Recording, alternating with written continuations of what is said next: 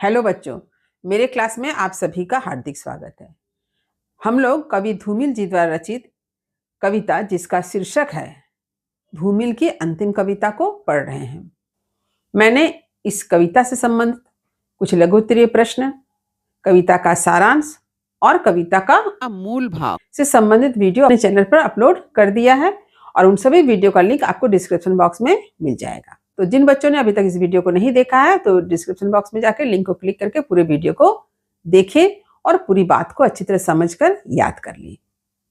एक बहुत ही महत्वपूर्ण सूचना कि जो बच्चे वेस्ट बंगाल काउंसिल के अंतर्गत क्लास 11 में पढ़ते हैं उनके फर्स्ट सेमेस्टर तथा सेकेंड सेमेस्टर, और जो बच्चे क्लास 12 में पढ़ते हैं उनके थर्ड सेमेस्टर और फोर्थ सेमेस्टर से संबंधित मैंने प्लेलिस्ट तैयार कर दिया है। तो यहाँ पर आपको ध्यान देना है कि जिन बच्चों का फर्स्ट लैंग्वेज हिंदी है उनके विषय से ही संबंधित आपको वीडियो यहाँ पर मिलेंगे। इसके साथ ही साथ जो बच्चे वेस्ट बंगाल बोर्ड के अंतर्गत क्लास 9 और 10 में पढ़ते हैं जिनका फर्स्ट लैंग्वेज हिंदी है उनके लिए भी प्लेलिस्ट तैयार कर दिया गया है।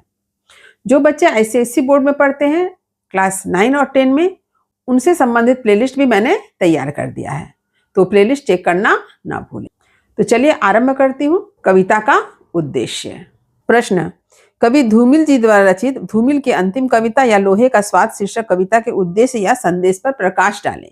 उत्तर, कवि धूमिल जी की कविता धूमिल की अंतिम कविता में समाज पे व्याप्त शोषण, सत्ता व्यवस्था की क्रूरता और आम आदमी की मजबूरी, पीड़ा, कष्ट पर करारा व्यंग्य है। कवि वर्तमान व्यवस्था अर्थात शोषित वर्ग पूंजीपति व्यवस्था पर कुठाराघात करते हैं और यह साफ साफ दर्शाते हैं कि सत्ता और व्यवस्था कितनी क्रूर, स्वार्थी और नग्न हो चुकी है। आजादी के बाद सामान्य जनता पर हो रहे भिन्न भिन्न प्रकार के शोषण को देखकर कवि के हृदय में शोषितों, पीड़ितों के प्रति सहानुभूति तथा शोषकों के प्रति आक्रोश उत्पन्न होता है।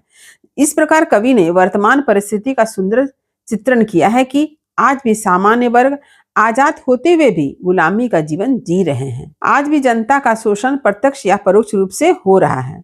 आज शोषित मजदूर कानून, नियम और मालिकों के चंगुल में इस प्रकार जकड़ा हुआ है कि वह चाहते हुए असहाय है। वह शोषण के आतंक तथा कठोर परिश्रम में पिसता रहता है। इसी सत्य को कवि धूमिल जी ने लोहार अर्थात शोषक वर्ग, घोड़ा अर्थात शोषित वर्ग तथा लगाम अर्थात तरह तरह के अंकुश, नीति, नियम के प्रतीक के माध्यम से प्रस्तुत किया है। जिस प्रकार लोहे का लगाम घोड़ा के मुख पर लगा दिया जाता है और उस कष्ट का अनुभव घोड़ा ही कर सकता है, इसी प्रकार शोषण चक्र की नीति नियम में फंसकर मिलने वाले कष्ट का अनुभव आम जनता ही करती है। सेठ, साहूकार, पूंजीपति, सत्ताधारी ये तरह तरह के नियम हथकंडे अपनाती है जिसमें आम जनता फंसकर रह जाती है। जैसे लोहे का स्वाद घोड़ा ही जानता है, लोहार नहीं।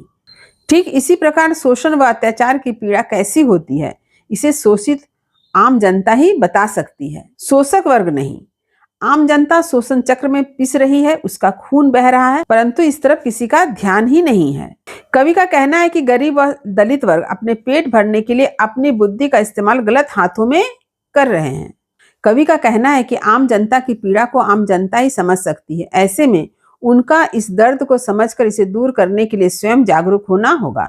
शासक वर्ग कभी आम जनता के कष्ट को दूर नहीं करेगी। अतः इस कविता को लिखने के पीछे कवि धूमिल जी का यह उद्देश्य है कि समाज की इस क्रूर सच्चाई की खबर सब लोगों तक पहुंचे। जब सभी जागरूक होकर इस दमन चक्र के खिलाफ अपनी आवाज बुलंद करेंगे तभी जाकर यह शोषण बंद हो पाएगा। तो यह है कविता का उद्देश्य या संदेश। उम्मीद करती हूँ कि यह आपने अच्छी तरह से समझ लिया होगा। यदि कहीं कुछ समझने में दिक्कत हुई हो तो कमेंट अवश्य करें, वीडियो को लाइक करें और सभी पढ़ने वाले विद्यार्थियों में शेयर करना ना भूलें। जो बच्चे मेरे चैनल पर नए हैं वे चैनल को सब्सक्राइब जरूर कर लें ताकि हर नए वीडियो का नोटिफिकेशन आपको समय समय पर मिल सके। तब तक पढ़ते रहिए, जीवन में आगे बढ़ते रहिए। मेरी शुभकामनाएं आप सभी बच्चों के साथ है। धन्यवाद।